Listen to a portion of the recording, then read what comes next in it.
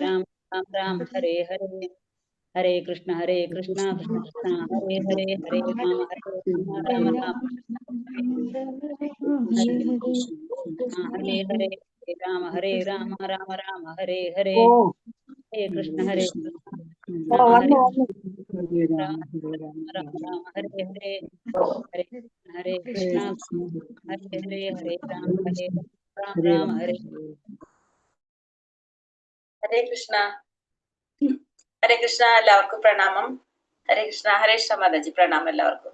ഹരേ കൃഷ്ണ. ഓം നമോ ഭഗവതേ വാസുദേവായ, ഓം നമോ ഭഗവതേ വാസുദേവായ, ഓം നമോ ഭഗവതേ വാസുദേവായ. ഓം അജ്ഞാനതിമിരാന്തസ്യ ജ്ഞാനാഞ്ജനാശലാകയ ചക്ഷുരുന്മീലിതം യേന തസ്മൈ ശ്രീ ഗുരവേ നമഃ. നമോ വിഷ്ണുപാദായ കൃഷ്ണപ്രേഷ്ഠായ ഭൂതലേ ശ്രീമതേ ഭക്തിവേദാന്ത സ്വാമിനിധി നാമിനേ. നമസ്തേ സാരസ്വതേ ദേവേ ഗൗരവാണി പ്രചാരിണേ നിർവിശേഷ ശൂന്യവാദി പാശ്ചാത്യ ദേശധാരിണേ. ജയ ശ്രീ കൃഷ്ണ ചൈതന്യ പ്രഭു നിത്യാനന്ദ ശ്രീ അദ്വൈത ഗദാധര ശ്രീവാസാദി ഗൗര ഭക്തവൃന്ദ. ഹരേ കൃഷ്ണ കൃഷ്ണ കൃഷ്ണ ഹരേ ഹരേ, ഹരേ രാമ രാമ രാമ ഹരേ ഹരേ. ഹരേ കൃഷ്ണ. ശ്രീ ശ്രീ രാധാ ഗോവിന്ദ് ടെമ്പിൾ ഇസ്കോൺ മാംഗ്ലൂരിന്റെ ഭഗവത്ഗീത ക്ലാസ്സിലേക്ക് എല്ലാവർക്കും സ്വാഗതം. ഹരേ കൃഷ്ണ. എല്ലാവർക്കും പ്രണാമം. നിങ്ങൾ ഇങ്ങനെ ബുക്കൊക്കെ എഴുതിയിരിക്കുന്ന കാണുമ്പോൾ എനിക്ക് ഭയങ്കര സന്തോഷം തന്നെ. ഞാനൊന്ന് പഠിക്കുന്ന സമയത്ത് ഇങ്ങനെ നോട്ട് എഴുതാൻ ബുക്കൊന്നും എടുത്തിരിക്കില്ലായിരുന്നു. അപ്പൊ എത്ര സീരിയസ് ആയിട്ട് എല്ലാവരും ഒന്ന് പഠിക്കുന്നു വിചാരിക്കാണ് കണ്ടപ്പോ. എന്നിട്ട് ഹരേ കൃഷ്ണ. ഹരേ കൃഷ്ണ മാതാജി. അപ്പൊ നമ്മള് മൂന്നാമത്തെ അധ്യായത്തിന്റെ രണ്ടാമത്തെ ഭാഗമല്ലേ നമ്മളിന്ന്? അതെ. അപ്പൊ നമ്മള് മൂന്നാമത്തെ അധ്യായത്തില് എത്ര വരെ? ശ്ലോകത്തിൽ 19 വരെ, 20 വരെ. അപ്പൊ അർജുനനോട് ഭഗവാൻ എന്ത് പറഞ്ഞു? കർമ്മം ചെയ്യണം എന്ന് പറഞ്ഞു അല്ലെ. കർമ്മം ചെയ്യാണ്ടിരിക്കാൻ പറ്റില്ല, കർമ്മം ചെയ്യണം. വിഷ്ണുവിനായിട്ടുള്ള യജ്ഞം എന്ന നിലയിലാണ് അത് അനുഷ്ഠിക്കേണ്ടത് എന്നും പറഞ്ഞു. പിന്നെ നമ്മൾ പറഞ്ഞു, നമുക്ക് ഈ ഭൗതിക പ്രപഞ്ചത്തില് നമുക്ക് വേണ്ട, നമുക്കിവിടെ ജീവിക്കാൻ വേണ്ട എല്ലാ വിഭവങ്ങളും പ്രദാനം ചെയ്യുന്നതാണ് ആര്? ദേവന്മാര്. അതിനു വേണ്ടിയിട്ടാണ് ഭഗവാൻ ആരെ നിയമിച്ചിരിക്കുന്നത്, ഇവിടെ നിയോഗിച്ചിരിക്കുന്നതാണ് ദേവന്മാര്. അവര് ഇവിടുത്തെ ഭരണകർത്താക്കളാണ്, ഇവിടുത്തെ കാര്യങ്ങളൊക്കെ നോക്കുന്നത് അവരാണെന്ന് പറഞ്ഞു. എന്നിട്ട് നമ്മൾ പറഞ്ഞു, ഭഗവാൻ എന്താ പറഞ്ഞത്? ഈ നമുക്ക് തരുന്ന വിഭവങ്ങള് നമ്മള് ഉപയോഗിക്കുന്നതിന് മുന്നില് അവർക്ക് സമർപ്പിക്കാതെ ഉപയോഗിക്കുന്നവർ ആരാണെന്ന് പറഞ്ഞു? ചോരന്മാരാണെന്ന് പറഞ്ഞു ഭഗവാൻ അല്ലെ. നമ്മൾ ചോരന്മാരാണെന്ന് പറഞ്ഞു. അപ്പൊ നമ്മൾ വിചാരിക്കും അപ്പൊ ദേവന്മാർക്ക് അർപ്പിച്ചാല് പോരെന്ന്. പണ്ട് ഭഗവാൻ അവിടെ ഒരു കാര്യം കൂടി തിരുത്തി പറഞ്ഞിട്ടുണ്ട്. എന്താണ്? എല്ലാവർക്കും ഭഗവാനെ ചെയ്യാൻ സാധിക്കണമെന്നില്ല. നമ്മൾ പറഞ്ഞില്ല, വിശുദ്ധ സത്യത്തിലുള്ളവർക്കാണ് ആരില് വിശ്വാസം ഉണ്ടാവുന്നത്? ഭഗവാനില് ഉറപ്പ് വരുന്നത്, ഭഗവാനിൽ വിശ്വസിക്കുന്നത്. അപ്പൊ അങ്ങനെ ഇല്ലാത്തവർക്കും ചെയ്യണം. അതിനാണ് ആർക്ക് ചെയ്യാൻ പറയുന്നത്? ദേവന്മാർക്ക് ചെയ്യാം. അപ്പൊ നമ്മൾ എന്ത് ചെയ്യും? ഇപ്പൊ ഒരു ദേവി ഉപാസകയാണ്, അല്ലെങ്കിൽ മഹാദേവന്റെ ഉപാസകരാണെങ്കിൽ അവരെന്ത് ചെയ്യും? മഹാദേവനെ സമർപ്പിക്കും. പക്ഷെ അത് ചെയ്ത് വരുമ്പോ അവർക്ക് എന്താണ്? അവര് പതുക്കെ അപ്പുറത്തേക്ക് എത്തും. ആദ്യം അപ്പൊ നമ്മൾ എന്ത് ചെയ്യും? നമ്മളിപ്പോ ഗണപതിയോ ദേവിയോ ആരാന്ന് വെച്ചാൽ നമ്മൾ അവരെ ആരാധിക്കും. പക്ഷെ അതും ചെയ്യാത്തവരാണെങ്കിൽ പിന്നെ ഒന്നും പറഞ്ഞിട്ട് കാര്യമില്ലല്ലോ നമ്മൾ. അപ്പൊ അതെങ്കിലും നമ്മൾ ചെയ്താല് അതും ചെയ്ത് നമുക്ക് ലാസ്റ്റ് എവിടേക്ക് എത്താൻ സാധിക്കും? ഭഗവാന്റെ അടുത്തേക്ക് എത്താനായിട്ട് പറ്റും. അപ്പൊ ഇത്തിരി സമയം എടുക്കുന്നു മാത്രമുള്ള നമുക്ക് കുറച്ചും കൂടി. അല്ലാത്തവർക്ക് നേരിട്ട് ഭഗവാൻ ആരാധിക്കുന്നവരാണെങ്കിൽ അവർക്ക് ഡയറക്റ്റ് എല്ലാ കാര്യങ്ങളും പെട്ടെന്ന് കിട്ടും. മറ്റേത് കുറച്ച് സമയം എടുക്കുന്നു മാത്രമേ ഉള്ളൂ. നമ്മൾ എല്ലാവരും ലാസ്റ്റ് എവിടേക്ക് തന്നെ എത്തും? ഭഗവാന്റെ അടുത്തേക്ക് തന്നെ എത്തും. അപ്പൊ അത്രയും നമുക്ക് മനസ്സിലായി. അപ്പൊ അത് കൊണ്ട് പിന്നെ അർജുനനോട് പറഞ്ഞു, അർജുനൻ യുദ്ധം ചെയ്യാതെ മാറി നിൽക്കാൻ പറ്റില്ല. കാരണം അർജുനൻ ആരാണ്? ക്ഷത്രിയനാണ്, രാജവംശത്തില് കുടുംബത്തിൽ ജനിച്ചവനാണ്. അർജുനനെ എല്ലാവരും എന്താണ് മാതൃകയാക്കുന്ന കുറെ പേരുണ്ടാവും. അപ്പൊ എന്താ സംഭവിക്കുക? അർജുനൻ യുദ്ധം ചെയ്യാതെ നീങ്ങി നിന്ന് കഴിഞ്ഞാൽ അവരൊക്കെ അർജുനനെ കുറ്റം പറയും. കാരണം അപ്പൊ അർജുനന്റെ കീർത്തിക്ക് അത് മോശമാണ്. അപ്പൊ എല്ലാവരും അർജുനന്റെ ആ പാത പിന്തുടരുകയും ചെയ്യും. എല്ലാവരും പറയില്ല, അർജുനൻ യുദ്ധം ചെയ്തില്ലല്ലോ എന്ന് പറയും. അങ്ങനെ ഓരോ കാര്യങ്ങൾ അങ്ങനെ പറയും. ഇപ്പൊ നമ്മളായാലും അങ്ങനെയല്ല, അയാൾ ചെയ്തില്ലല്ലോ പിന്നെ ഞാൻ എന്തിനാ ചെയ്യുന്നത്, നമ്മൾ ചിന്തിക്കുന്ന പോലെ തന്നെ അങ്ങനെ പറയും. അപ്പൊ അതുകൊണ്ട് അർജുനനോട് പറയാണ്, എന്ത് ചെയ്യണം? ഈ യുദ്ധം ചെയ്യണമെന്ന് പറയുന്നത്. അതാണ് നമ്മൾ അതുവരെ എത്തിയതില്ല. ജനകനെ പോലുള്ള രാജാക്കന്മാര്, ജനക മഹാരാജാവൊക്കെ സാക്ഷാത്കാരം നേടിയ വ്യക്തിയാണ്. എന്നിട്ടും ജനക മഹാരാജാവ് എന്ത് ചെയ്തു? വിധിക്കപ്പെട്ട കർമ്മങ്ങൾ ചെയ്ത് കാണിച്ചു. എന്തിനാന്ന് വെച്ചിട്ടുണ്ടെങ്കിൽ ആ പ്രജകൾക്ക് മനസ്സിലാക്കി കൊടുക്കാൻ വേണ്ടിയിട്ട്. അതേ രാജാവ് എന്ന നിലയിൽ തന്റെ കടമകൾ നിർവഹിച്ച് അവർക്ക് ബോധ്യപ്പെടുത്തി കൊടുക്കാൻ വേണ്ടിയിട്ടാണ് അത് ചെയ്ത് കാണിച്ചത്. അപ്പൊ അത്രയാണ് നമ്മൾ എത്തിയത്. ഇനി ഭഗവാൻ അർജുനനോട് പറഞ്ഞതാണ്, ഇപ്പൊ എനിക്കും ചെയ്യേണ്ടതായിട്ട് ഒന്നും ഉണ്ടായിരുന്നില്ല, പക്ഷെ എന്നിട്ട് ഞാനും ചെയ്ത് കാണിച്ചു. എന്തിനു വേണ്ടിയിട്ടാണ്?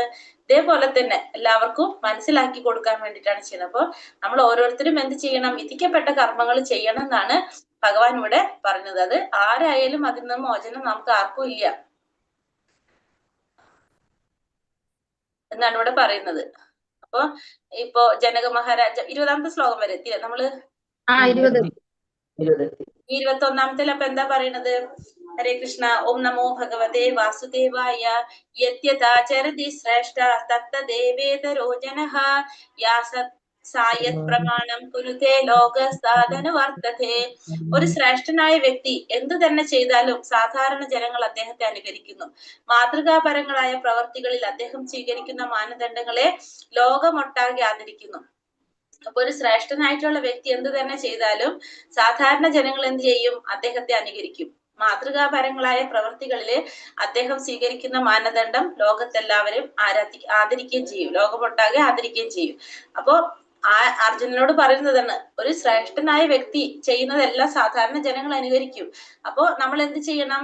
നമ്മളെല്ലാതും മാതൃകാപരമായിട്ടായിരിക്കണം ചെയ്യേണ്ടത്. കാരണം അങ്ങനെയാണെങ്കിൽ ലോകമൊട്ടാകെ അത് ആദരിക്കുകയും ചെയ്യും. അപ്പൊ ഉപദേശിക്കാൻ, നമ്മളൊരാളെ ഉപദേശിക്കുന്നതിന് മുമ്പ് നമ്മൾ എന്ത് ചെയ്യണം? ആദ്യം തന്നെ നമ്മളത് ചെയ്തിരിക്കണം.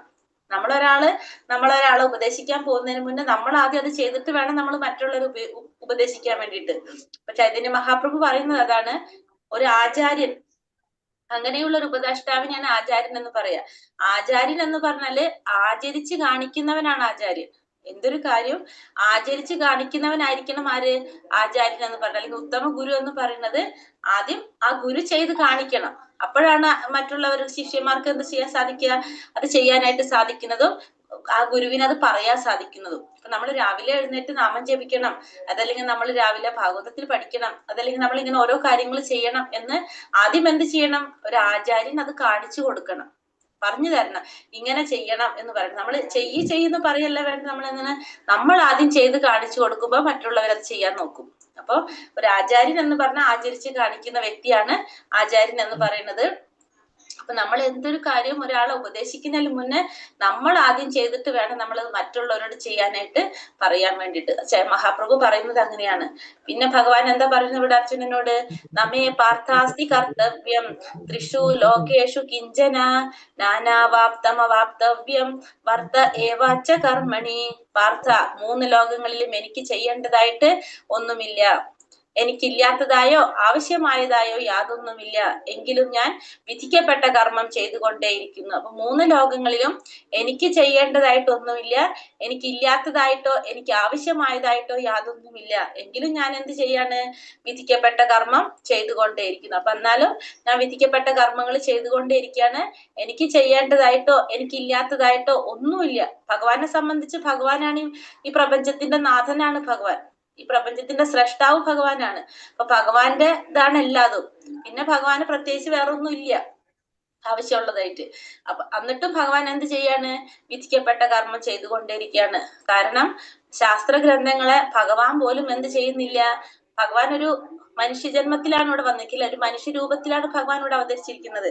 അപ്പൊ ഒരു മനുഷ്യനായി കഴിഞ്ഞാല് നമ്മൾ ചെയ്യേണ്ടതായിട്ടുള്ള കർമ്മങ്ങളുണ്ട്, വിധി പ്രകാരം നമ്മൾ ചെയ്യേണ്ടത്. അത് ആരും നിഷേധിച്ച് കാണിക്കുന്നില്ല, ഇവിടെ നിഷേധിക്കുന്നില്ല, ഭഗവാനും നിഷേധിക്കുന്നില്ല, ലംഘിക്കുന്നില്ല. അപ്പൊ ഭഗവാൻ പോലും ശാസ്ത്രങ്ങളെ ലംഘിച്ചിട്ട് ചെയ്യുന്നില്ല എന്ന് മനസ്സിലാക്കാം നമുക്ക്. കാരണം ഓരോ ജന്മം നമ്മൾ എടുക്കുമ്പോഴും ആ ഒരു ജന്മത്തിൽ നമുക്ക് എന്തൊക്കെയാണോ വിധിക്കപ്പെട്ട കർമ്മങ്ങള് അത് നമ്മൾ ഓരോരുത്തരും പാലിക്കേണ്ടതാണ്. അതിനെ നമുക്കില്ലാതെ എന്താ പറയാ, ലംഘിക്കാനായിട്ട് ആർക്കും അധികാരമില്ല. എല്ലാവരും അത് ചെയ്തു പോകുന്നു. ഭഗവാൻ പോലും അത് ചെയ്ത് കാണിച്ചു എന്നുള്ളത് ഭഗവാനോട് പറയാണ്. യദി ഹ്യഹ്യം ന വർത്തേയം ജാതു കർമ്മണ്യ തന്ത്രിതഃ മമാവർപ്പാനുവർത്തന്തെ മനുഷ്യ പാർത്ഥ സർവശഃ.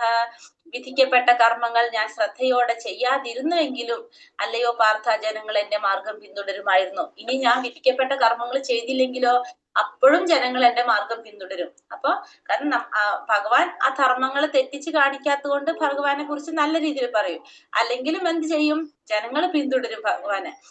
പക്ഷെ എന്താണത്, അവരും നാളെ ഇതേപോലെ തന്നെ അവരും ആവർത്തിക്കും. അവരും ഭഗവാൻ ചെയ്ത് കാണിച്ചില്ലല്ലോ, കണ്ടില്ലല്ലോ, അപ്പൊ നമുക്കും ചെയ്യണ്ടല്ലോ എന്നുള്ള രീതിയിലായിരിക്കും ഇപ്പൊ അവിടെ വരുന്നത്. അപ്പൊ അതുകൊണ്ട് എന്ത് ചെയ്യണം, നമ്മള് ചെയ്ത് തന്നെ കാണിക്കണം എന്നാണ് ഇവിടെ ഭഗവാൻ പറഞ്ഞത്. ഭഗവാൻ ധാർമ്മിക പ്രമാണങ്ങളെ പുനഃസ്ഥാപിക്കാൻ വേണ്ടിയാകയാൽ അദ്ദേഹം നിബന്ധനകൾ അനുസരിച്ചു. അല്ലെങ്കിൽ അദ്ദേഹത്തിന്റെ സർവോത്കൃഷ്ടമായ ആധികാരിത്വം ഓർത്ത് സാധാരണ ജനങ്ങൾ അദ്ദേഹത്തെ പിന്തുടരും. അപ്പൊ ഇവിടെ എന്താണ്, ഭഗവാൻ എന്തിനാ അവതരിച്ചത്, ധർമ്മത്തെ പുനഃസ്ഥാപിക്കാൻ വേണ്ടിയിട്ട്. അപ്പൊ ധർമ്മത്തെ പുനഃസ്ഥാപിക്കാൻ വേണ്ടിയിട്ടാണ് ഭഗവാൻ അവതരിച്ചത്. അപ്പൊ അദ്ദേഹം ആ ധർമ്മങ്ങളുടെ നിബന്ധനകളെല്ലാം ഭഗവാൻ അനുസരിച്ചു. അല്ലെങ്കിൽ അദ്ദേഹത്തിന്റെ സർവോത്കൃഷ്ടമായിട്ടുള്ള ആധികാരിത്വം, കാരണം ഭഗവാനാണ്, ഭഗവാന്റെ ആധികാരിത്വം മൊത്ത സാധാരണ ജനങ്ങൾ എന്ത് ചെയ്യും, ഭഗവാനെ പിന്തുടരും. പക്ഷെ എല്ലാവരും എന്താണ് ചെയ്യുക, നമ്മള് ചെയ്ത് കാണിക്കുമ്പോ നമുക്കറിയാം നമ്മളും അത് ചെയ്യേണ്ടതാണെന്ന്. അല്ലെങ്കിൽ നമ്മൾ എന്ത് ചെയ്യും, അത് വിട്ടുകളയും. അപ്പൊ ഭഗവാൻ അതാണ് പറയുന്നത്, ചെയ്തില്ലെങ്കിലും അവരത് നമ്മളെ പിന്തുടരും. പക്ഷെ അവരപ്പൊ എന്തിലും പ്രാധാന്യം കൊടുക്കില്ല, ആ ധർമ്മത്തിന് പ്രാധാന്യം കൊടുക്കാതെ പോകും. നമ്മള് ചെയ്യേണ്ട കാര്യങ്ങളപ്പൊ നമ്മൾ ചെയ്യണം, നമ്മളത് ചെയ്ത് കാണിക്കാൻ വേണം മറ്റുള്ളവരെ. ഉത്സീതേയൂരി മേ ലോക നാകുര്യാം കർമ്മ ചേദഹം ശങ്കരസ്യ ച കർത്താസ്യാം ഉപഹന്യാമി മാ പ്രജ. ഞാൻ കർത്തവ്യം നിർവഹിക്കാതിരുന്നാൽ ഈ ലോകങ്ങളെല്ലാം നാശമടയും, അനാവശ്യമായ ജനപ്പെരുപ്പത്തിന് ഞാൻ കാരണമായി തീരും. അങ്ങനെ ജീവജാലങ്ങൾക്കെല്ലാം സമാധാനം നഷ്ടപ്പെടുകയും ചെയ്യും. അപ്പൊ ഭഗവാൻ പറഞ്ഞതാണ്, ഞാൻ കർത്തവ്യങ്ങൾ നിർവഹിക്കാതിരുന്നാല് ഈ ലോകം നാശമടയും. ഭഗവാൻ ധർമ്മം പാലിച്ചില്ലെങ്കിൽ എന്താ സംഭവിക്കുക, ഈ ലോകം നാശമടയും. പിന്നെ അനാവശ്യമായ ജനപ്പെരുപ്പത്തിന് കാരണമാകും. അങ്ങനെ ജീവജാലങ്ങൾക്കെല്ലാം സമാധാനം നഷ്ടപ്പെടും. അതായത് ഭഗവാൻ അത് ചെയ്യണില്ല എന്ന് വെച്ചാൽ എന്താണ്, മറ്റുള്ളവരും അത് ചെയ്യില്ല. അപ്പോ സ്വാഭാവികമായിട്ടും അവിടെ എന്താണ്, ലോകത്തിന് നാശം സംഭവിക്കും, അനാവശ്യമായ ജനപ്പെരുപ്പം ഉണ്ടാകും, ജീവജാലങ്ങളുടെ സമാധാനം നഷ്ടപ്പെടുകയും ചെയ്യും.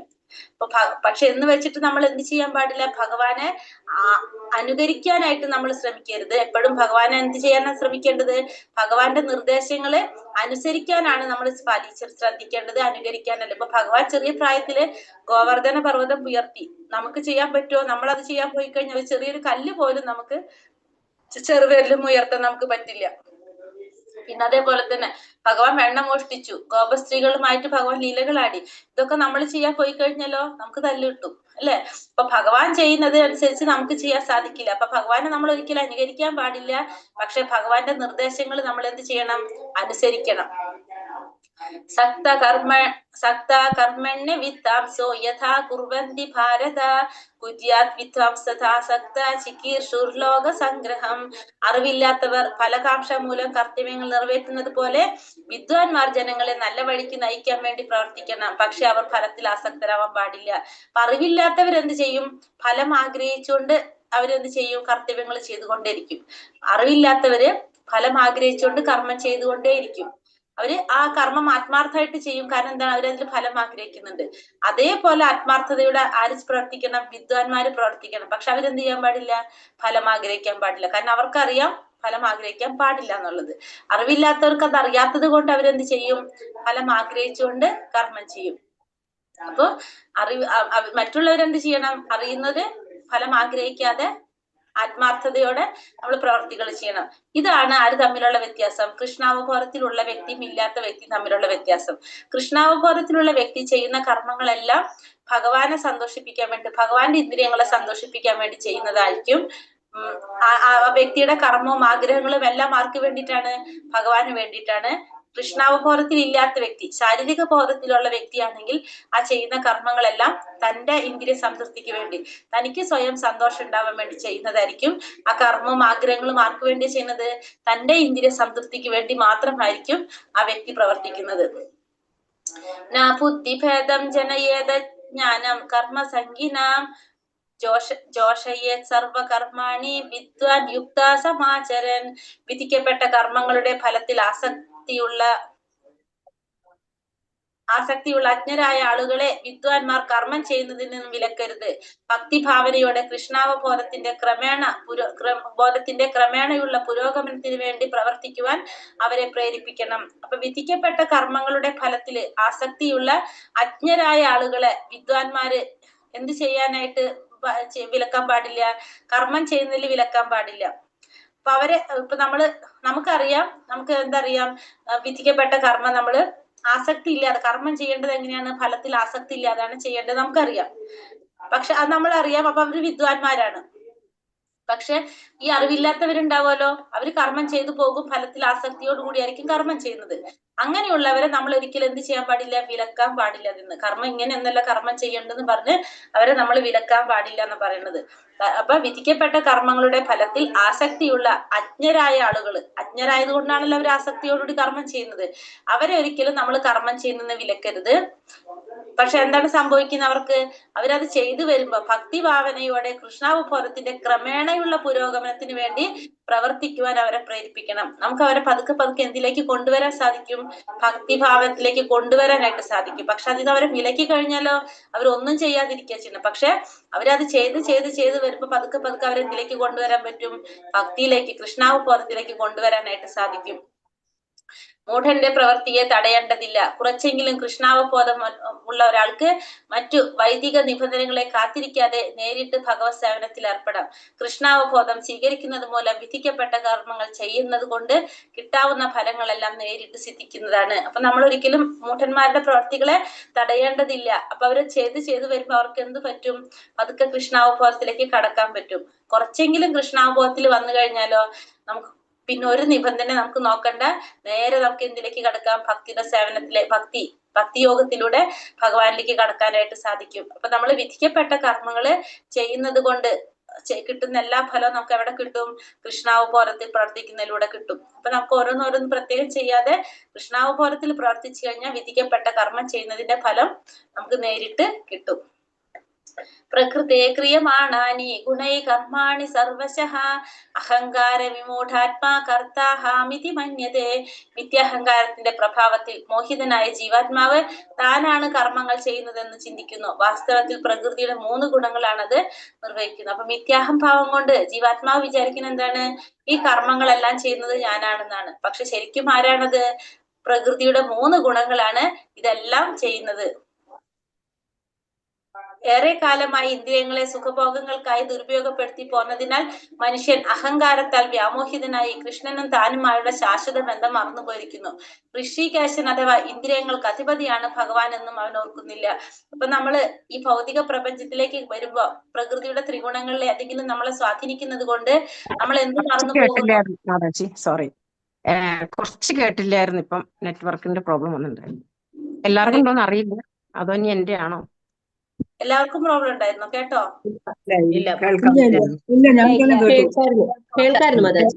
കേൾക്കായിരുന്നു മാതാജിന്റെ ആയിരിക്കും. ഏതാ കേൾക്കാഞ്ഞ്? എല്ലാം കേട്ടു. ഓക്കെ.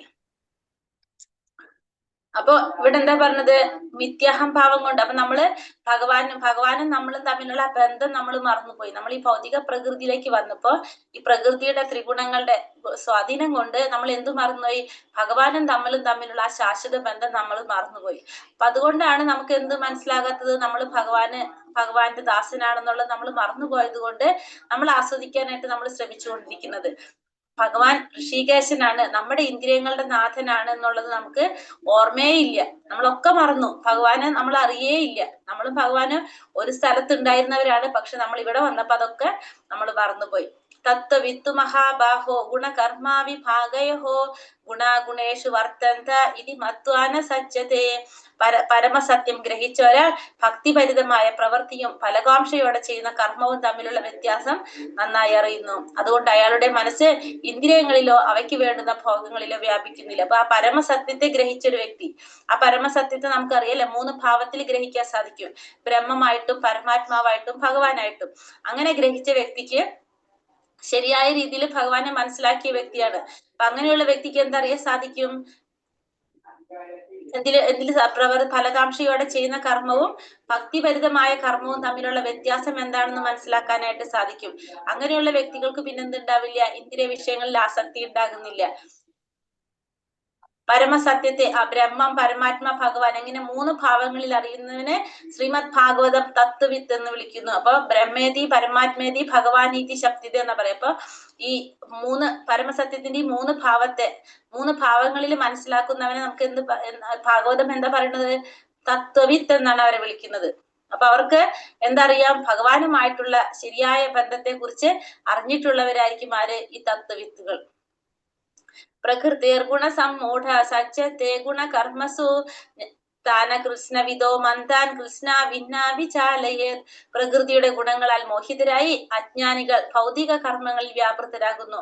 തന്മൂലം അവയിൽ ആസക്തരാവുകയും ചെയ്യുന്നു. അറിവില്ലായ്മ കൊണ്ട് അധമമായ പ്രവർത്തികളിൽ ഏർപ്പെട്ടിരിക്കുന്നവരെ അഭിജ്ഞന്മാർ വിക്ഷുബ്ധരാക്കരുത്. അപ്പൊ പ്രകൃതിയുടെ ത്രിഗുണങ്ങളിൽ മോഹിതരായിട്ട് അജ്ഞാനികൾ എന്ത് ചെയ്യും? ഭൗതിക പ്രകൃതിയുടെ ത്രിഗുണങ്ങളിൽ മോഹിതരായിട്ട് അജ്ഞാനികള് അജ്ഞാന കർമ്മങ്ങളിൽ, ഭൗതികമായ കർമ്മങ്ങളില് വ്യാപൃതരായിക്കൊണ്ടിരിക്കും. അങ്ങനെ ഭൗതിക കർമ്മങ്ങളിൽ വ്യാപൃതരായി കഴിഞ്ഞാൽ എന്താണ്? അതിനോട് നമുക്ക് ആസക്തി ഉണ്ടാകും. അറിവില്ലായ്മ കാരണം പിന്നെന്ത് ചെയ്തുകൊണ്ടിരിക്കും? അധമ പ്രവർത്തികളിൽ ഏർപ്പെട്ടിരിക്കും ഇവര്. അപ്പൊ അങ്ങനെയുള്ളവരെ അഭിജ്ഞന്മാർ, അറിയുന്നവർ എന്ത് ചെയ്യാൻ പാടില്ല? വിക്ഷുബ്ധനാക്കാനായിട്ട് പാടില്ല. അതായത് ശാരീരിക ബോധത്തോട് അത്യന്തം ആകൃഷ്ടനായ ഒരാൾ മന്ദൻ അഥവാ ആത്മാവിനെ കുറിച്ച് ബോധമില്ലാത്ത ഒരലസൻ എന്ന് പറയും. അപ്പൊ ശാരീരിക ബോധത്തോട് ആകൃഷ്ടനായിട്ടുള്ള ഒരു വ്യക്തി, അതായത് ആ വ്യക്തിക്ക് എന്തില്ല? ശാരീരിക ബോധത്തിലാണ് നിൽക്കുന്നത്. അതായത് ഭൗതികമായ ആഗ്രഹങ്ങളിലാണ് കൂടുതൽ താല്പര്യം കാണുന്നത്. അങ്ങനെയുള്ള വ്യക്തിക്ക് എങ്ങനെയായിരിക്കും? മന്ദനാണ്, അല്ലെങ്കിൽ ആത്മാവിനെ കുറിച്ച് ബോധമില്ലാത്ത വ്യക്തിയാണ്. കാരണം താൻ ആരാണ്? ആത്മാവാണെന്ന് അറിയാത്ത വ്യക്തിയാണ് ആ ശരീരത്തിനോട് കൂടുതൽ പ്രാധാന്യം കൊടുക്കുന്നത്. മയി സർവാണി കർമാണി സന്യാസ്യാധ്യാത്മചേതസഃ ചേതസ നിരാശിർ നിർമ്മമോ ഭൂത്വാ യുദ്ധസ്യോ വിഗതജ്വരഃ. അതുകൊണ്ടല്ലയോ അർജുന, നിന്റെ കർമ്മങ്ങളെല്ലാം എനിക്കായി അർപ്പിച്ചുകൊണ്ട് എന്നെ കുറിച്ചുള്ള പൂർണ്ണ ജ്ഞാനത്തോടെ ലാഭേച്ഛയോ ഉടമസ്ഥാവകാശ ബോധമോ അലസതയോ കൂടാതെ യുദ്ധം ചെയ്യൂ. അതുകൊണ്ട് അർജുന, നീ എന്ത് ചെയ്യണം? നിന്റെ കർമ്മങ്ങളെല്ലാം എനിക്കായി അർപ്പിച്ചുകൊണ്ട് എന്നെ കുറിച്ചുള്ള പൂർണ്ണ ജ്ഞാനത്തോടെ ലാഭേച്ഛയില്ലാതെ ഉടമസ്ഥാവകാശ ബോധമില്ലാതെ അലസതയില്ലാതെ യുദ്ധം ചെയ്യാനാണ് ഇവിടെ ഭഗവാൻ അർജുനനോട് പറയുന്നത്. എപ്രകാരമാണ് പറയണത്? നമ്മൾ ആ ചെയ്യുന്ന പ്രവൃത്തി എന്നല്ലാതെ അതിൽ ഒരു തരത്തിലും നമ്മൾ ആഗ്രഹിക്കരുതൊന്നും. എപ്രകാരമാണ് ഒരു ബാങ്കിൽ ഒരു കാഷ്യർ ജോലി ചെയ്യുന്നത്? ജോലി ചെയ്യുമ്പോൾ എന്താണ്, കുറെ പൈസകൾ രാവിലെ തൊട്ട് വൈകുന്നേരം വരെ അവരുടെ കയ്യിലൂടെ കടന്നു പോകും. പക്ഷെ വൈകുന്നേരം ആവുമ്പോ എന്താണ്, അക്കൗണ്ട് ക്ലോസ് ചെയ്യുമ്പോൾ അത് അതേപടി അവിടെ മാനേജർ ഏൽപ്പിച്ചിട്ടാണ് ആര് പോരുന്നത്? കാഷ്യർ പോരേണ്ടി വരുന്നത്, അല്ലെ? അപ്പൊ അതേപോലെ തന്നെ നമ്മുടേതായിട്ട് ഈ ലോകത്തൊന്നുമില്ല. ഈ ഭൗതിക പ്രപഞ്ചത്തിൽ വന്നു നമുക്കത് ഉപയോഗിക്കാന്നല്ലാതെ നമ്മുടേതായിട്ട് ഇവിടെ ഒന്നുമില്ല. എല്ലാതും ആരുടെ മാത്രമാണ്? ഭഗവാന്റേത് മാത്രമാണ് നമ്മൾ മനസ്സിലാക്കണം. യേമേ മതമിതം നിത്യം അനുതിഷ്ഠന്തി മാനവഃ ശ്രദ്ധാവന്തോ ന സൂയന്തോ മുച്യന്തേ തേഭി കർമ്മഭിഃ. എന്റെ ആജ്ഞാനുസരണം സ്വകർമ്മങ്ങൾ നിർവഹിക്കുകയും അസൂയ കൂടാതെ വിശ്വാസപൂർവ്വം ഈ ഉപദേശങ്ങൾ അനുസരിക്കുകയും ചെയ്യുന്നവർ കർമ്മഫലങ്ങളുടെ കുടുക്കിൽ നിന്ന് മോചനം നേടുന്നു. അപ്പൊ ആരാണോ എന്റെ ആജ്ഞയ്ക്ക് അനുസരിച്ച് സ്വന്തം കർമ്മങ്ങൾ നിർവഹിക്കുന്നത്, അസൂയ കൂടാതെ വിശ്വാസപൂർവ്വം എന്റെ ഉപദേശങ്ങൾ അനുസരിക്കുന്നത് ആരാണോ, അവർക്ക് എന്ത് സാധിക്കും? കർമ്മത്തിന്റെ ഫലങ്ങളുടെ കുരുക്കിൽ നിന്ന് മോചനം നേടാനായിട്ട് അവർക്ക് സാധിക്കും. അപ്പൊ ഭഗവാന്റെ നിർദ്ദേശങ്ങൾ അനുസരിക്കുന്നവർക്കും ഭഗവാൻ പറയുന്നത് അനുസരിച്ച് സ്വന്തം കർമ്മങ്ങൾ നിർവഹിക്കുന്നവർക്കുമാണ് ഈ കർമ്മത്തിന്റെ ഫലത്തിന്റെ കുടുക്കിൽ നിന്ന് മോചനം നേടാനായിട്ട് സാധിക്കുന്നതെന്ന് ഭഗവാൻ ഇവിടെ പറയാണ്. ഇവിടെ നമുക്കറിയാം ഭഗവത്ഗീത കുറെ പേര് ഭഗവത്ഗീതയ്ക്ക് എന്ത് ചെയ്യുന്നുണ്ട്? വ്യാഖ്യാനങ്ങൾ എഴുതുന്നുണ്ട്, ഭാഷ്യം എഴുതുന്നുണ്ട് ഭഗവത്ഗീതയ്ക്ക്. ഇപ്പൊ നമ്മുടെ ആഗ്രഹങ്ങൾ അനുസരിച്ച്, അല്ലെങ്കിൽ നമ്മുടെ ചിന്താഗതി അനുസരിച്ചാണ് നമ്മൾ എന്ത് ചെയ്യുന്നത്? നമ്മൾ അതിന് ഭാഷ്യങ്ങൾ എഴുതുന്നത്. നമ്മുടെ ഒരു അവബോധം അതിലുണ്ടാകും. ഇപ്പൊ ഒരു എന്താ പറയാ, ക്രോധം, നമ്മൾ പറഞ്ഞു ക്രോധത്തെ നിയന്ത്രിക്കാനുള്ള കാര്യങ്ങളൊക്കെ ഭഗവത്ഗീതയിൽ പറയുന്നുണ്ട്. അപ്പൊ ഒരു വ്യക്തി ക്രോധത്തെ നിയന്ത്രിക്കാനാണ് ഉദ്ദേശിക്കുന്നതെങ്കിൽ ആ വ്യക്തി ഭഗവത്ഗീതയുടെ ഭാഷ്യം എഴുതുമ്പോൾ ഏറ്റവും കൂടുതൽ എന്തിനാണ് ഫോക്കസ് ചെയ്യുക? ക്രോധത്തിനാണ് ഫോക്കസ് ചെയ്യുന്നുണ്ടാവുക. പിന്നെ അതേപോലെ തന്നെ അല്ലെങ്കിൽ വേറെ എന്തിട്ടാണ് പറയാം, നമുക്ക് ഇത് പറയാം, അതായത് നമ്മുടെ മൈൻഡ് കൺട്രോൾ, മനസ്സിനെ നിയന്ത്രിക്കാനാണെങ്കിലോ അതിനെ ഫോക്കസ് ചെയ്തിട്ടായിരിക്കും കൂടുതൽ അത് എഴുതുന്നവര് ചെയ്യുന്നുണ്ടാവുക. അപ്പൊ നമ്മളുടെ എന്ത് വരുന്നുണ്ട് അവിടെ? നമ്മുടെ ഒരു അവബോധം കൂടിയിട്ട് അത് ബുക്കിന്റെ ഭാഷ്യത്തിൽ വരും, വ്യാഖ്യാനത്തിൽ വരും. ഇപ്പൊ ഒരു ഭക്തനാണ് ഭഗവത്ഗീത രചിക്കുന്നതെങ്കിൽ ഭഗവത്ഗീതയുടെ വ്യാഖ്യാനം നടത്തുന്ന ഒരു ഭക്തനാണെങ്കിലോ അതിൽ കൂടുതൽ എന്തായിരിക്കും വരേണ്ടവ? ഭക്തി. എപ്രകാരമാണോ ആ ഭഗവാനെ കുറിച്ച് എല്ലാവരിലേക്കും എത്തിക്കേണ്ടത്, ഭക്തി എത്താന്നുള്ളതാണ് ചെയ്യേണ്ടവ. അപ്പൊ അതെങ്ങനെയാണ് അപ്പൊ നമുക്ക് മനസ്സിലാക്കാൻ സാധിക്കുന്നത്? അപ്പൊ ഓരോരുത്തരും ഓരോ രീതിയിൽ, നമ്മുടെ ഓരോരുത്തരുടെ കാഴ്ചപ്പാടും വ്യത്യാസം ഉണ്ടാവും. അപ്പൊ അത് ഭഗവാനിൽ വിശ്വാസമില്ലാത്ത ഒരാള് ഭഗവത്ഗീത എഴുതി കഴിഞ്ഞാൽ, ഭഗവത്ഗീതയുടെ വ്യാഖ്യാനം നടത്തി കഴിഞ്ഞാൽ എന്താണ്? ഭഗവാനെ കുറിച്ച് അവർക്ക് അറിയുന്നില്ല, അല്ലെ? പക്ഷെ ഭഗവാന്റെ വാക്കാണ്, ഭഗവാന്റെ വാണിയാണെന്നുള്ളത് അത് മനസ്സിലാക്കാതെ പോകും, അത് വേറെ ആയിട്ട് തിരിഞ്ഞു പോകുന്നത്. അപ്പൊ അതുകൊണ്ട് എപ്പോഴും എന്ത് വേണം? നമ്മള് അത്തരത്തിലുള്ള വ്യക്തികളിൽ നിന്നായിരിക്കണം ഭഗവത്ഗീത മനസ്സിലാക്കേണ്ടത്. അങ്ങനെയുള്ള അല്ലാന്ന് വെച്ചാൽ നമുക്ക് ഇതൊക്കെ നമ്മൾ എന്തിനതൊക്കെ വായിക്കുന്നതും പഠിക്കുന്നതും ഇതൊക്കെ നമ്മളെ ആത്മസാക്ഷാത്കാരം നേടാൻ വേണ്ടിയിട്ടാണ് ഇതൊക്കെ. അപ്പൊ അത് ചെയ്തവർ അല്ലെങ്കിൽ അതിന് യോഗ്യതയുള്ളവരിലൂടെയാണ് നമുക്ക് അതിലേക്ക് കടക്കാനായിട്ട് സാധിക്കുന്നത്. അല്ലെങ്കിൽ നമ്മൾ എന്ത് വീണ്ടും വരും? ഇവിടെ ഈ കർമ്മ നിയമത്തിന്റെ കുടുക്കിൽ നമ്മൾ വീണ്ടും പെട്ടുകിടക്കും.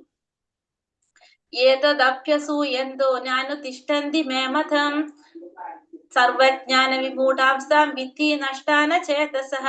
അസൂയാലുക്കളായി എന്റെ ഉപദേശങ്ങളെ അവഗണിക്കുകയും അനുസരിക്കാതിരിക്കുകയും ചെയ്യുന്നവരെ ഒട്ടും അറിവില്ലാത്തവരും മൂഢരുമായി കണക്കാക്കണം. പൂർണ്ണത നേടുന്നതിനുള്ള അവരുടെ യജ്ഞങ്ങൾ വിഫലമാക്കപ്പെടുകയും ചെയ്യുന്നു. അപ്പൊ അസൂയാലുക്കളായിട്ട് ഭഗവാന്റെ ഉപദേശങ്ങൾ അനുസരിക്കാതിരിക്കുന്നവര്, അവഗണിക്കുന്നവർ ആരാണ്? അറിവില്ലാത്തവരാണ്, മൂഢന്മാരാണ്. അവർക്ക് എന്തുണ്ടാവില്ല? പൂർണ്ണത നേടുന്നതിനുള്ള യജ്ഞങ്ങള് വിഫലമാക്കിക്കൊണ്ടിരിക്കും. അപ്പൊ അവർ എത്രയൊക്കെ ചെയ്താലും അവർക്ക് എന്ത് സാധിക്കില്ല? പൂർണ്ണത നേടാനായിട്ട് സാധിക്കില്ല. കാരണം ഭഗവാനിലെ വിശ്വസിക്കണം, ഭഗവാനിൽ അസൂയ ഉണ്ടാവാൻ പാടില്ല. ഇത് രണ്ടും നമുക്ക് ഉണ്ടാവാനായിട്ട് പാടില്ല. അനുസരണ കെട്ട ആള് എത്ര വലിയവനായാലും ശരി, ഹൃദയശൂന്യത കൊണ്ട് സ്വന്തം ആത്മാവിനെ കുറിച്ചോ പരബ്രഹ്മത്തെ കുറിച്ചോ പരമാത്മാവിനെ കുറിച്ചോ ഭഗവാനെ കുറിച്ചോ ഒന്നും അറിയാത്തവരാണ്. അതുകൊണ്ട് ജീവിതത്തിന്റെ പരിപൂർണത അയാൾക്ക് അറിയാൻ വകയില്ല. അതായത് ഭഗവാനെ കുറിച്ച്, ഭഗവാന്റെ നിർദ്ദേശങ്ങൾ അനുസരിക്കാത്ത വ്യക്തിക്ക് ഭഗവാൻ അറിയാൻ സാധിക്കില്ല ഒരിക്കലും. ബ്രഹ്മമായിട്ടോ പരമാത്മാവായിട്ടോ ഭഗവാനായിട്ടോ ഒരു തരത്തിലും അവർക്ക് അറിയാൻ സാധിക്കില്ല. അപ്പൊ അവർക്ക് എന്ത് പറ്റില്ല? പൂർണ്ണതയെ പറ്റിയും അവർക്ക് അറിയാനായിട്ട് സാധിക്കില്ല. സദൃശ്യം ചേഷ്ടതേ സ്വാസ്യ പ്രകൃതേ ജ്ഞാനവാനഭി പ്രകൃതിം യാന്തി ഭൂതാനി നിഗ്രഹാകീം പരിഹരിഷ്യതി. തന്റെ പ്രകൃതിക്ക് അനുയോജ്യമായി തന്നെയാണ് ജ്ഞാനിയും പ്രവർത്തിക്കുന്നത്. ത്രിഗുണങ്ങളിൽ നിന്ന് ആർജിച്ച സ്വഭാവത്തിനനുസരിച്ച് എല്ലാവരും പ്രവർത്തിക്കുന്നു. നിഗ്രഹം കൊണ്ട് എന്ത് പ്രയോജനം? അപ്പൊ ഈ പ്രകൃതിക്ക് അനുയോജ്യമായിട്ടാണ് ആരും പ്രവർത്തിക്കുന്നത്? ഒരു ജ്ഞാനി പ്രവർത്തിക്കുന്നതും പ്രകൃതിക്ക് അനുയോജ്യമായിട്ടാണ്. അപ്പൊ ത്രിഗുണങ്ങളിൽ നിന്ന് ആർജിച്ച സ്വഭാവത്തിനനുസരിച്ചാണ് ഓരോരുത്തരും പ്രവർത്തിക്കുന്നത്. കാരണം ഏത് ഗുണമാണോ നമ്മളിലുള്ളത് ആ ഗുണത്തിനനുസരിച്ചാണ് നമ്മുടെ പ്രവർത്തികളെല്ലാം വരുന്നത്.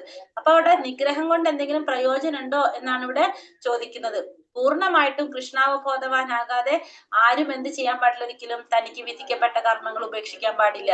പൊടുന്നനെ ഒരാൾ തന്റെ നിർദ്ദിഷ്ട കർമ്മങ്ങൾ ഉപേക്ഷിച്ച് ഒരു യോഗിയോ അതീന്ദ്രിയവാദിയോ ആയി അഭിനയിക്കരുത്. അപ്പൊ നമുക്ക് ഒരിക്കലും എന്ത് സാധിക്കില്ല? ഒരു മാസം കൊണ്ടോ 2 മാസം കൊണ്ടോ 3 മാസം കൊണ്ടോ ഒന്നും നമുക്ക് എന്ത് പറ്റില്ല? ഈ കൃഷ്ണാവബോധത്തിൽ വന്നിട്ട് നമുക്ക് എല്ലാം ഉപേക്ഷിച്ച് നമുക്കൊരു യോഗിയാവാനോ അതീന്ദ്രിയവാദിയാവാനോ നമുക്ക് ആർക്കും സാധിക്കില്ല. അത് അഭിനയമാണ് നമ്മുടെ. നമുക്ക് എന്താണ്? നമുക്ക് പതുക്കെ പറ്റുള്ളൂ. നമുക്ക് പെട്ടെന്ന് ഒരു ദിവസം കൊണ്ട് നമുക്ക് എല്ലാം നിർത്തി ഞാൻ ഇങ്ങനെ മാത്രം ചെയ്യുള്ളൂ. അത് നമ്മള് പുറത്തേക്ക് നമ്മൾ അഭിനയം വരുന്നത്. കാരണം പതുക്കെ നമുക്ക് പറ്റുള്ളൂ. കാരണം നമ്മുടെ ഇന്ദ്രിയങ്ങളെ നിയന്ത്രിച്ച് കൃഷ്ണാവബോധത്തിൽ കൊണ്ടുവന്ന് ഇന്ദ്രിയങ്ങളെ നിയന്ത്രിച്ച് വരാനായിട്ട് നമുക്ക് സമയമെടുക്കും. അപ്പൊ നമ്മള് നിർദ്ദിഷ്ട കർമ്മങ്ങൾ നമ്മൾ ഒരിക്കലും ഉപേക്ഷിക്കാൻ പാടില്ല.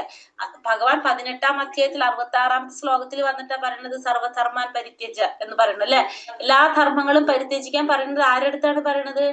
ഒരു ശുദ്ധ ഭക്തന്റെ അടുത്താ പറയുന്നത്. ഇപ്പൊ നമ്മളെ പോലുള്ളവര് ഭഗവാൻ പറഞ്ഞതനുസരിച്ച് സർവ്വധർമ്മങ്ങളും പരിത്യജിച്ചാൽ നമുക്ക് അവിടെ ഇല്ല ഇവിടെ ഇല്ലാത്ത പോലെ ആയിട്ട് മാറും. കാരണം നമ്മൾ ആദ്യം വിധിക്കപ്പെട്ട കർമ്മങ്ങളെല്ലാം ചെയ്ത് നമ്മൾ പതുക്കെ പരിശുദ്ധിയിലേക്ക് കടന്നു വരുമ്പോഴാണ് നമുക്ക് അതിന്റെ പാതയിലേക്ക് കടക്കാം. പരിശുദ്ധിയിലേക്കല്ല, അതിന്റെ പാതയിലേക്ക് കടന്ന് പിന്നെ നമ്മള് ഭക്തിയുടെ സേവനം ചെയ്ത് പ്രാക്ടീസ് ചെയ്ത് വരുമ്പോഴാണ് നമുക്ക് എന്തിലേക്ക് കടക്കുന്നത്? നമ്മളും പരിശുദ്ധരായിട്ട് മാറുന്നത്. അതുവരെ നമ്മൾ എന്ത് ചെയ്യണം? വിധിക്കപ്പെട്ട കർമ്മങ്ങൾ ചെയ്തേ പറ്റും. നമുക്ക് ആർക്കത് ഉപേക്ഷിക്കാനായിട്ട് പാടില്ല. ഇപ്പൊ നമ്മള് കുറച്ച് നാളിത് നാമം ജപിച്ചു, നമ്മള് ഭഗവത്ഗീത ക്ലാസ് കണ്ടു, അപ്പൊ നമ്മൾ ഇതൊക്കെ ചെയ്യാൻ പറ്റി എന്ന് പറഞ്ഞു കഴിഞ്ഞാലോ പുറത്തേക്ക് നമ്മൾ പറയുന്നെങ്കിലും നമ്മൾ ഉള്ളുകൊണ്ട് എന്തുണ്ടാവില്ല? നമുക്ക് ഒന്നും ഉപേക്ഷിക്കാൻ പറ്റില്ല. നമുക്ക് ഒട്ടും ചെയ്യാനായിട്ട് പറ്റില്ല. ഇപ്പൊ നമ്മള് ചെറിയൊരു എക്സാമ്പിൾ പറയും. ഇപ്പൊ നമ്മൾ കുറെ ക്ലാസ്സുകളൊക്കെ കേട്ടു. ഇപ്പൊ 2 മാസം 3 മാസം കൊണ്ട് ഒരാൾ നോൺ വെജ് വേണ്ടാന്ന് വെച്ചു. പക്ഷെ നമ്മളെ മനസ്സിൽ നമുക്കത് കാണുമ്പോ നമുക്ക് അതിനോട് ആഗ്രഹം വരും. അത് നമ്മൾ കരുതി കൂട്ടിയിട്ട് ചെയ്യുന്നതല്ല, കാരണം അത് അങ്ങനെയാണ്. നമുക്ക് പിന്നെയും കുറെ കഴിയുമ്പോഴാണ് നമുക്കത് പൂർണ്ണമായിട്ട് നമ്മളെ മനസ്സിൽ നിന്ന് പോകുക. അതല്ലെങ്കിൽ നമുക്കത് കാണുമ്പോൾ, നമ്മളിപ്പോ വേണ്ടാന്ന് വെച്ചാൽ നമുക്കത് കാണുമ്പോൾ നമ്മുടെ ഉള്ളില് അതിനോടൊരു ആഗ്രഹം നമുക്ക് നിൽക്കും. അങ്ങനെ വരും നമ്മുടെ കാരണം നമ്മുടെ ഇന്ദ്രിയങ്ങൾ നമ്മൾ വിചാരിക്കുന്ന പോലെ പെട്ടെന്ന് നിയന്ത്രിക്കാൻ നമുക്ക് സാധിക്കുന്നില്ല. അങ്ങനെയും പറ്റുന്നില്ല എന്ന് പറയുന്നത് ആരാണ്? അഭിനയിക്കുന്നവരാണ് അവര്. സ്വാഭാവികമാണ് ഇതൊക്കെ സംഭവിക്കുന്നുള്ളത്. പക്ഷെ അത് പിന്നെ പിന്നെ പിന്നെ കുറെ എത്തുമ്പോ നമുക്ക് എന്താണ്, നമുക്ക് അതിനോട് ശരിക്കും അത് നാമം ജപിക്കുന്നതിനനുസരിച്ച് അത് വന്നുകൊണ്ടിരിക്കും. നാമം ജപിക്കുന്നതിനനുസരിച്ചാണ് അതൊക്കെ മാറ്റം വന്നുകൊണ്ടിരിക്കുക. ആദ്യം നമ്മളത് പറയുന്നത്. അപ്പൊ നമ്മൾ എന്താ ചെയ്യാ? അത്തരത്തിലുള്ള സാഹചര്യങ്ങൾ നമ്മൾ ഒഴിവാക്കും. നമുക്ക് ചെയ്യാൻ പറ്റുന്നത് അങ്ങനത്തെ സാഹചര്യങ്ങൾ നമ്മൾ ഒഴിവാക്കുക എന്നുള്ളതാണ്. കാരണം അല്ലാതെ നമുക്കിത് മാറ്റിയെടുക്കാനായിട്ട് പെട്ടെന്ന് പറ്റില്ല. നമ്മളത് മാറ്റിയാലും ഇങ്ങനത്തെ ചില സമയങ്ങളിൽ നമുക്ക് ചിലപ്പോൾ നമ്മുടെ ഉള്ളിലേക്ക് അറിയാതെ കടന്നു വരും ഇതൊക്കെ സ്വാഭാവികമായിട്ട് സംഭവിക്കുന്ന കാര്യങ്ങളാണ്. കാരണം നമ്മൾ പറയുന്ന പോലെ പെട്ടെന്ന് അങ്ങോട്ട് ഇന്ദ്രിയങ്ങളെ നിയന്ത്രിച്ച് കൊണ്ടുവരാനായിട്ട് നമുക്ക് സാധിക്കില്ല. അത് കൃഷ്ണാവതാരത്തിൽ നമ്മളത് ചെയ്ത് വരുമ്പോ തന്നെ ആവുള്ളൂ. സമയം നമുക്ക് എന്തായാലും എടുക്കുന്നുള്ളത് നമുക്ക് മനസ്സിലാക്കാം. അല്ലാതെ ചെയ്യുന്നവര് അഭിനയിക്കുന്നവരാണെന്നാണ് ഇവിടെ ഭഗവാൻ പറയുന്നത്. ഇന്ദ്രിയസ്യേന്ദ്രിയസ്യാർത്ഥേ രാഗദ്വേഷൗ വിവസ്ഥിതൗ തയോർന വശമാഗച്ഛേ തൗഹസ്യ പരിപന്ഥിനൗ. ഇന്ദ്രിയ സംബന്ധികളായ വിഷയങ്ങളോടുള്ള ആസക്തിയും വിരക്തിയും നിയന്ത്രിക്കുന്നതിന് ചില തത്വങ്ങളുണ്ട്. ഒരാൾ ആസക്തി വിരക്തികളുടെ അധീനതയിലാവാൻ പാടില്ല. എന്തുകൊണ്ടെന്നാൽ ആത്മസാക്ഷാത്കാരത്തിന്റെ പാതയിലെ വിലങ്ങുതടികളാണ്. അപ്പൊ നമുക്ക് എന്ത് പാടില്ല? ഇന്ദ്രിയ സംബന്ധികളായ വിഷയങ്ങളില് ആസക്തിയും പാടില്ല, വിരക്തിയും പാടില്ല. ഇത് രണ്ടും, ഒന്നിനോട് നമുക്ക് ആസക്തി ഉണ്ടാവാൻ പാടില്ല, ഒന്നിനോട് നമുക്ക് വിരക്തി ഉണ്ടാവാനും പാടില്ല. കാരണം ഇത് രണ്ടും എന്താണ്? ആത്മസാക്ഷാത്കാരത്തിന്റെ പാതയിലെ വിലങ്ങുതടികളാണ്. ആസക്തിയും വിരക്തി രണ്ടും വിലങ്ങുതടിയാണ്. ആസക്തി ആയാലും വിരക്തി ആയാലും. അപ്പൊ ഇത് രണ്ടും നമുക്ക് എന്തുണ്ടാവാൻ പാടില്ല? അധീനതയിലാവാൻ പാടില്ല. ആസക്തിയുടെ ആവാൻ പാടില്ല, വിരക്തിയുടെ ആവാനും പാടില്ല. ഇത് രണ്ടും ആത്മസാക്ഷാത്കാരത്തിന്റെ പാതയിലെ വിലങ്ങുതടികളാണ്. ഭൗതിക ശരീരം നിലനിൽക്കുന്നിടത്തോളം കാലം അതിന്റെ അത്യാവശ്യങ്ങൾ നിറവേറ്റാവുന്നതാണ്. നിയമാനുസൃതമായ ഇന്ദ്രിയ സുഖഭോഗങ്ങളും ഒരാളെ വഴിതെറ്റിച്ചെന്ന് വരാം. അതായത് അപ്പൊ ഇവിടെ പറയുന്നത് നേരത്തെ നമ്മൾ പറഞ്ഞതിന്റെ കണ്ടിന്യൂവേഷൻ ആയിട്ട് പറയുന്നത്, ഇപ്പൊ നമ്മള് ശരിയായ രീതിയിൽ നമ്മൾ നാമം ജപിക്കുന്നു, ഭാഗവതം കേൾക്കുന്നു, ഭഗവത്ഗീത ക്ലാസ് കേൾക്കുന്നു, ഇതൊക്കെ നമ്മൾ ചെയ്തു പോകും. നിയമാനുസൃതമായിട്ട് നമ്മൾ ഇതൊക്കെ ചെയ്തു പോയാലും എന്നിട്ടും ചിലപ്പോ നമുക്ക് എന്ത് സംഭവിക്കും? വഴിതെറ്റും. എന്നാലും നമ്മൾക്ക് വഴിതെറ്റിന്ന് വരാം. കാരണം ഇവിടെ എക്സാമ്പിൾ പറയുന്നത്, രാജവീതിയിലും വാഹനാപകടം സംഭവിക്കുന്നുണ്ട്. ഇപ്പൊ നമ്മൾ എത്ര ശ്രദ്ധിച്ചു പോയാലും സൂക്ഷിച്ചു പോയാലും നമുക്ക് എന്ത് സംഭവിക്കാം? അപകടം ഉണ്ടാവില്ല, നമുക്ക് ഉറപ്പിച്ച് പറയാൻ പറ്റില്ലല്ലോ.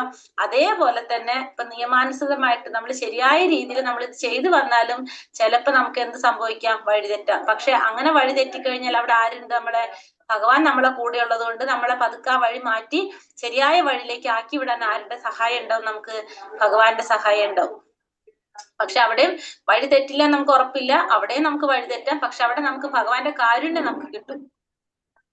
ശ്രേയാൻ സ്വധർമ്മോ വിഗുണ പരധർമാസ്വനിഷ്ഠിതാത് സ്വധർമ്മേ നിധനം ശ്രേയ പരധർമ്മോപയാവഹ.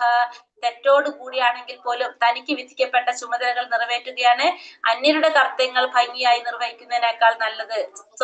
സ്വകൃത്യ നിർവഹണത്തിൽ നാശം സംഭവിക്കുന്നതും മറ്റുള്ളവരുടെ കർമ്മം ചെയ്യുന്നതിനേക്കാൾ ശ്രേയസ്കരം തന്നെ. അന്യരുടെ വഴി സ്വീകരിക്കുന്നത് ആപത്കരമാണ്. അപ്പൊ നമ്മൾ എന്താ ചെയ്യേണ്ടത്? നമുക്ക് വിധിക്കപ്പെട്ട കർമ്മങ്ങളാണ് നമ്മൾ അനുഷ്ഠിക്കേണ്ടത്. ഇപ്പൊ തെറ്റായിട്ടായാലും നമ്മുടെ വിധിക്കപ്പെട്ട കർമ്മം ചെയ്യുന്നതാണ് മറ്റുള്ളവരുടെ കർമ്മം നമ്മൾ ശരിയായ രീതിയിൽ ചെയ്യുന്ന കൊടുക്കണേ നല്ലത്. അതായത് ഇപ്പൊ ഒരു ബ്രാഹ്മണനെ ക്ഷത്രിയനെ എടുത്തു കഴിഞ്ഞാല് ബ്രാഹ്മണന്റെ ധർമ്മം ജ്ഞാനം പകർന്നു കൊടുക്കുക, ക്ഷത്രിയന്റെ ധർമ്മം യുദ്ധം ചെയ്യുക. ഇപ്പൊ ക്ഷത്രിയന്റെ ധർമ്മം ബ്രാഹ്മണൻ ഏറ്റെടുത്ത് ചെയ്യുകയാണെങ്കിൽ എന്ത് സംഭവിക്കും? യുദ്ധം ചെയ്യും. യുദ്ധത്തിൽ കുറെ പേര് കൊല്ലപ്പെടും. അപ്പൊ ആ കൊല്ലപ്പെട്ടു കഴിഞ്ഞാൽ ക്ഷത്രിയനാണ് വധിക്കുന്നതെങ്കിൽ ക്ഷത്രിയന് പാപം ഏൽക്കണ്ട, കാരണം ക്ഷത്രിയന്റെ ധർമ്മമാണത്. പക്ഷെ ബ്രാഹ്മണനാണത് ചെയ്യുന്നെങ്കിലോ അതിന്റെ പാപം ആർക്ക് ഏൽക്കേണ്ടി വരും? ബ്രാഹ്മണൻ ഏൽക്കേണ്ടി വരും. അപ്പൊ നമ്മൾ തെറ്റിയിട്ട് നമ്മുടെ കർമ്മം ചെയ്താലും നല്ലതാണ്. മറ്റുള്ളവരെ കർമ്മം ശരിയായ രീതിയിൽ ചെയ്യുന്നതിനേക്കാളും നല്ലതാണ് തെറ്റായ രീതിയിൽ നമ്മുടെ കർമ്മം ചെയ്യുന്നത്. ഇപ്പൊ നമ്മളെ കർമ്മം ചെയ്യുന്നത് തെറ്റിപ്പോയാലും തെറ്റോട് കൂടി ചെയ്താലും സാരില്ല, പക്ഷെ ചെയ്യാതിരിക്കാനും പാടില്ല. അല്ല, മറ്റുള്ളവരെ കർമ്മം നന്നായിട്ട് ചെയ്തു കൊടുക്കുന്നതുകൊണ്ടും കാര്യമില്ല. ഭൗതികമായാലും ആത്മീയമായാലും തനിക്ക് വിധിക്കപ്പെട്ട കർമ്മങ്ങളിൽ നിന്ന് മരണം വരെ ഉറച്ചു നിൽക്കുന്നതാണ് മറ്റുള്ളവരെ അനുകരിക്കുന്നതിനേക്കാൾ നല്ലത്. അപ്പൊ അത് ആത്മീയമായാലും ഭൗതികമായാലും നമുക്ക് ഓരോരുത്തർക്കുള്ള വിധിക്കപ്പെട്ട കർമ്മങ്ങൾ നമ്മൾ ചെയ്യേണ്ടതാണ്. ആത്മീയമായ കർമ്മം എന്ന് പറഞ്ഞാല് ഭഗവാനുമായിട്ട് ബന്ധപ്പെട്ടത്.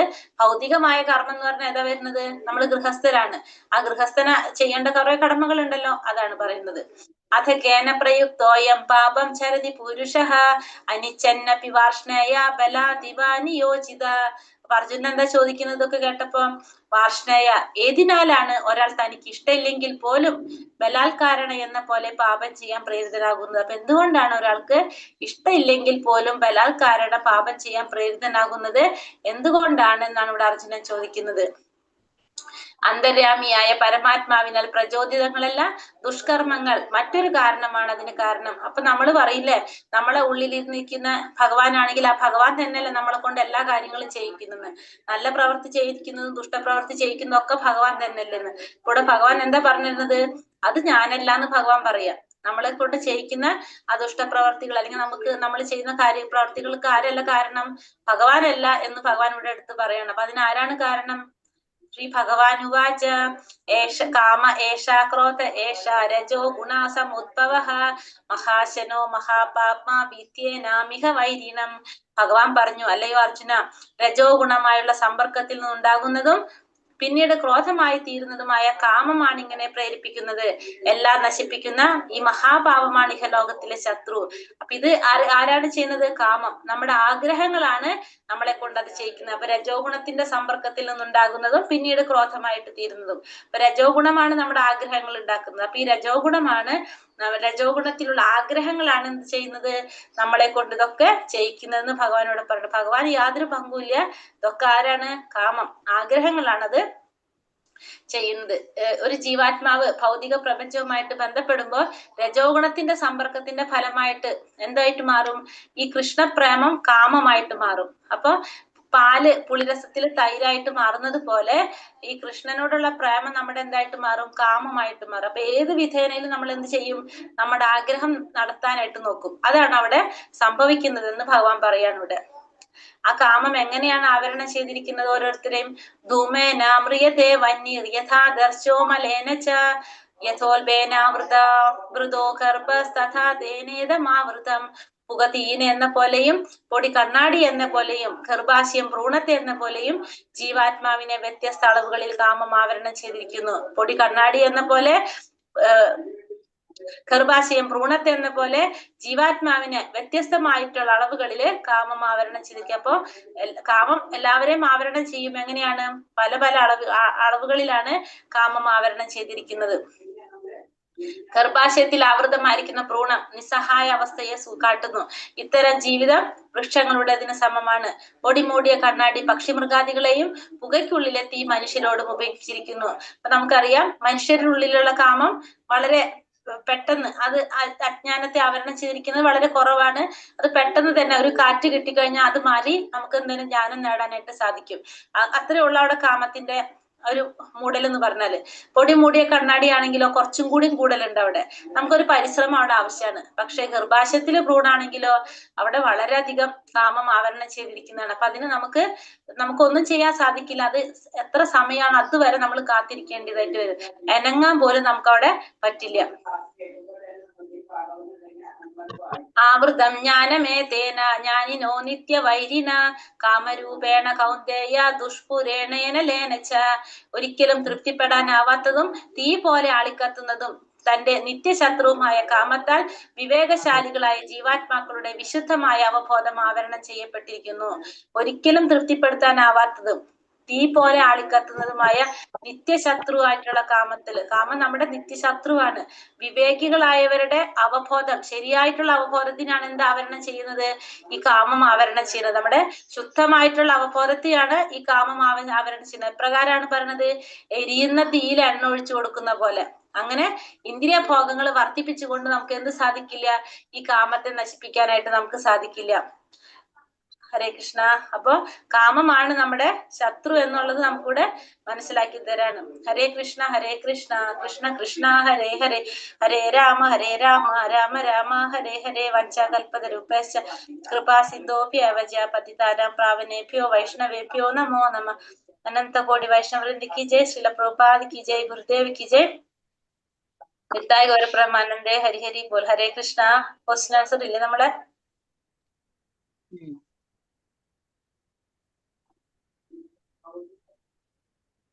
ഇവിടെ വരെ ഇന്നലെ പറഞ്ഞത് ഭഗവാൻ അർജുനൻ കുരുക്ഷേത്ര യുദ്ധം ചെയ്തത് എന്തുകൊണ്ട്, അതുവരെ പറഞ്ഞു. എത്ര വരെ പറഞ്ഞു? ഭഗവാനും അർജുനനും കുരുക്ഷേത്ര യുദ്ധം ചെയ്തത് എന്തുകൊണ്ട് എന്നില്ല വരെ പറഞ്ഞു. ഇന്നലെ പറഞ്ഞു തന്നിട്ടുണ്ടായിരുന്നു. 20ാമത്തെ ഇനി വരെ അല്ലെ? കൃഷ്ണാവബോധമുള്ളവരും അതില്ലാത്തവരും തമ്മിലുള്ള വ്യത്യാസം എന്താണ്? അത് ഇന്ന് പറഞ്ഞ അത്രേ. അത് എന്താണ് കാരണം? അത് ഞാൻ അങ്ങോട്ട് ചോദിക്കാം, എന്താ കാരണം? കാരണം അത് ജോലി ചെയ്യുമ്പോ കൃഷ്ണാവബോധമുള്ളതിന് കൃഷ്ണാവബോധത്തിലുള്ള വ്യക്തി എല്ലാതും ആർക്ക് വേണ്ടി ചെയ്യും? ഭഗവാന് വേണ്ടി ചെയ്യും. ആഗ്രഹ അല്ലാത്തവര് സ്വന്തം ഇന്ദ്രിയ പൂർത്തിക്ക് വേണ്ടി സ്വന്തം ചെയ്യും. ഇഷ്ടത്തിന് വേണ്ടി ചെയ്യും. അതാണ് വ്യത്യാസം. ആഗ്രഹങ്ങളുടെ കർമ്മങ്ങളുടെ കാര്യത്തിലാണ് വ്യത്യാസം. ചെയ്യുന്ന കർമ്മങ്ങളും ആഗ്രഹങ്ങളും എല്ലാം ആർക്ക് വേണ്ടിയായിരിക്കും? ഭഗവാന് വേണ്ടിയിട്ടായിരിക്കും. അല്ലാത്തവര് സ്വന്തം ഇഷ്ടത്തിനായിരിക്കും ചെയ്യുന്നത്. ശ്രീമദ് ഭാഗവതം തത്വത്ത് എന്ന് വിളിക്കുന്നത് ആരെയാണ്? ഭഗവാനാണ്. ഭഗവാനുമായുള്ള യഥാർത്ഥ ബന്ധമാണ് ബ്രഹ്മം ആരെയാണ് പരമാത്മാവ്. തത്വത്ത് എന്ന് വിളിക്കുന്നത്? ബ്രഹ്മം പരമാത്മാ ഭഗവാൻ അല്ലെ? സത്യത്തെ ബ്രഹ്മം പരമാത്മാ ഭഗവാൻ എന്ന് 3 ഭാവത്തിൽ മനസ്സിലാക്കുന്നവന്. ബ്രഹ്മം പരമാത്മാ ഭഗവാൻ എന്നീ 3 ഭാവത്തില് മനസ്സിലാക്കുന്നവൻ, അതായത് ശരിയായ രീതിയിൽ ഭഗവാനെ അറിയുന്നവനെയാണ് തത്വവിത്ത് എന്ന് വിളിക്കുന്നത്. ആത്മസാക്ഷാത്കാരത്തിന്റെ പാതയിലെ വിലങ്ങുതടികൾ എന്തൊക്കെയാണ്?